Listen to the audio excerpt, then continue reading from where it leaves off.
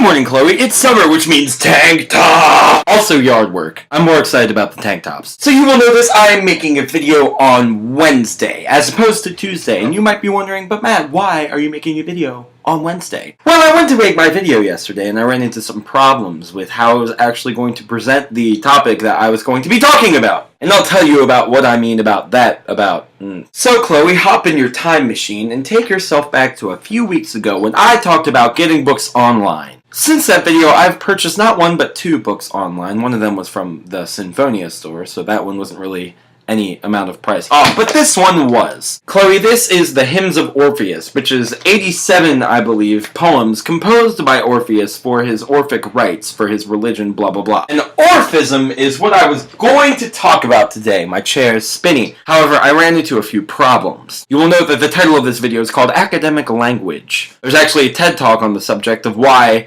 academic people need to overcomplicate stuff just so they can get their point across and sound smarter. Because that's the only reason why papers are written the way they are, so that they sound smarter. And I am a big fan of academic people toning down their language so that the common man can understand it. Right, so this book is pretty much a collection of poems, all written by Orpheus, and when they were written in Greek, they were written in what's called dactylic hexameter, which is similar to iambic pentameter. It's a kind of meter. A dactyl is relating to the finger, and it's composed of one stressed syllable and two unstressed syllables. And hexameter means simply that there were 6 dactyls in a phrase. I cannot read ancient Greek, nor can I translate ancient Greek, so it's nice for me that Thomas Taylor translated these into not only English, but also working iambic pentameter. So that's really nice. Thomas Taylor is known mainly for him being the first translator of the works of Plato. And not only does this have all of Orpheus's rites and his poems, it also has a 3-part dissertation on the life and theology of Orpheus, which, since it's not really stated in the book, I am assuming is also written by Thomas Taylor. So the problem with this 3-part dissertation is not only is it written in academic language, but it's written in late 18th century academic language, which makes it for a very tough read. In fact, I would say that this is the hardest thing I've read in a very long time. So here is my question for the academics of the world. If through years of education you are able to completely understand your field,